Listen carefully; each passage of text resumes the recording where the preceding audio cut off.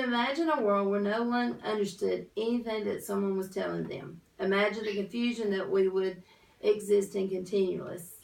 Since the beginning of time, communication has been in existence. The very existence of our human lives rely on effective communication. There are 6 elements of communication that make it effective: the sender, encoding, communication channel, receiver, decoding, and feedback. As we delve into this most important aspect of our lives, we learn how encoding is most important. Everyone communicates in a different manner, from the symbols and words they use to the signals and bodily expressions to the written message that we send. Each enable us to get our message through with clarity and allows the receiver the ability to give the proper feedback.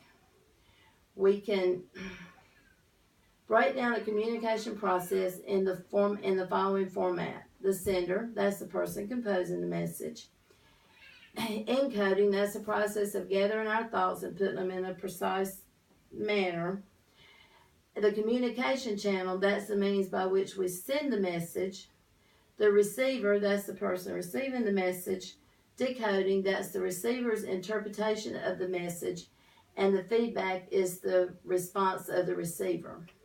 The process of encoding is one of the most important steps of the communication process. When composing a message to send, we need to be sure that the receiver of that message interprets it the way it's intended.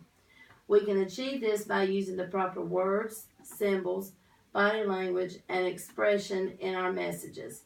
This ensures the message is received correctly. One of the hardest ways of encoding is through the written word.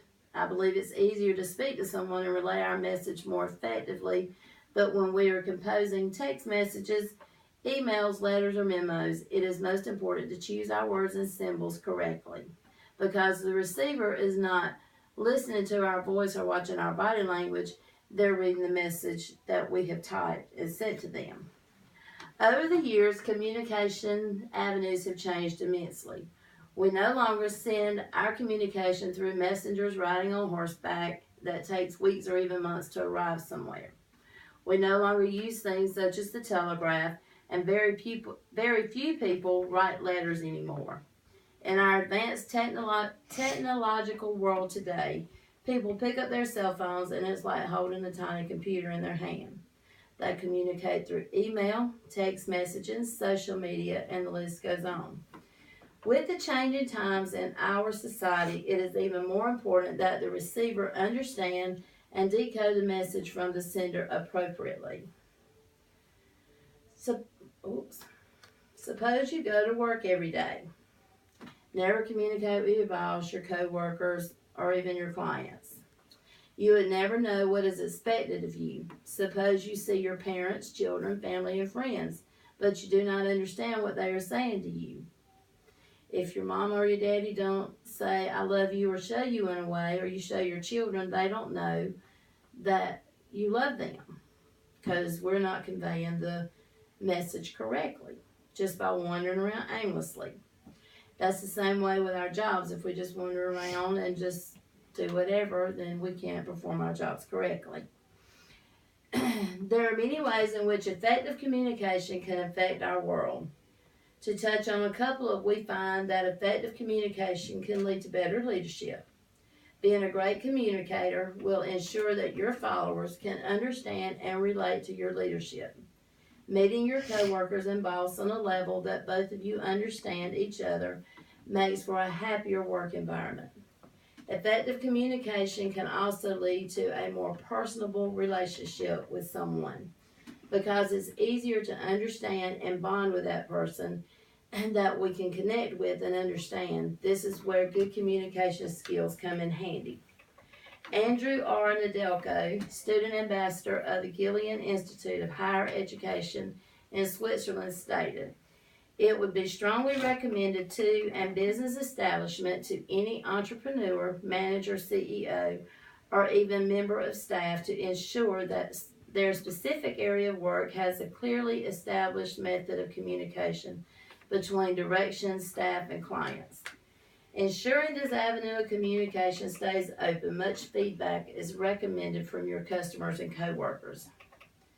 Dory Clark, contributor of Forbes magazine in April 2015, wrote an article titled, What to Do When No One Understands You. In this article, she gives us 3 guidelines to go by when we are misunderstood. First, we should show warmth as well as competence.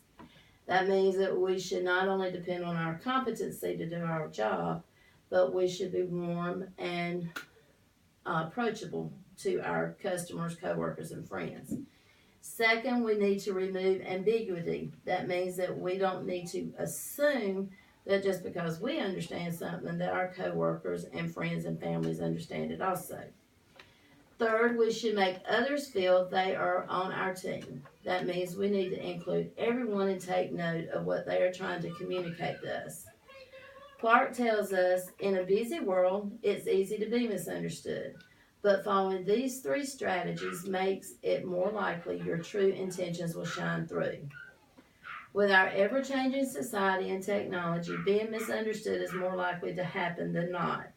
Possessing good communication skills does not happen overnight. These are skills that have to be practiced on a regular basis. Choosing the right words, symbols, and body language is a must, but it takes practice. Giving clear communication that is easily understood by the receiver will always allow for positive feedback. The end.